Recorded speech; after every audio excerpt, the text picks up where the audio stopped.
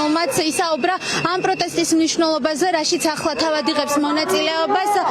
მოგესალმებით, პირდაპირ ეთერში ხართ, რომ გითხრათ, რომელ სფეროს წარმოადგენთ და რა არის ის მთავარი მოტივი, რის გამოც ახლად გახართ აქ? ისტორიის მასწავლებელი ვარ და ვცდილობ, რომ ჩემი ხმა გავაგონო იმ მასწავლებელებს, რომლებიც სამწუხაროდ დახარბნენ 200 ლარიან მომატებულ ხელფასს და ცდილობენ, რომ სახლებიდან გვიყურონ, ვიბრძოლოთ მათ მაგივრად, ვიყვიროთ მათ მაგივრად იმის გამო, რომ თავისუფალი ხმამ ძალიან მალე შეიზღუდება და თუ ძალიან მალე არ მიხვდებიან რა არის მასწავლებლის თავარი მიზანი, რა უნდა დაანახოს და რითი უნდა მისცეს თავის მოსწავლეს მაგალითი, მაშინ ყოველგვარ არწივის ახსნას და მის შინაარსობრივ განმარტებებს 40 წუთიან გაკვეთილზე აზრი აღარ ექნება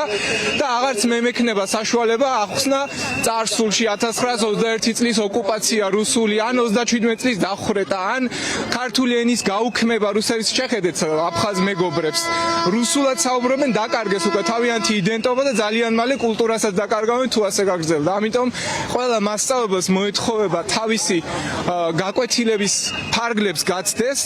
და დააფიქსიროს ის აზრი, რაც ამ ქვეყანაში შეინარჩუნებს თავისუფალ გარემოს და თავისუფლებას.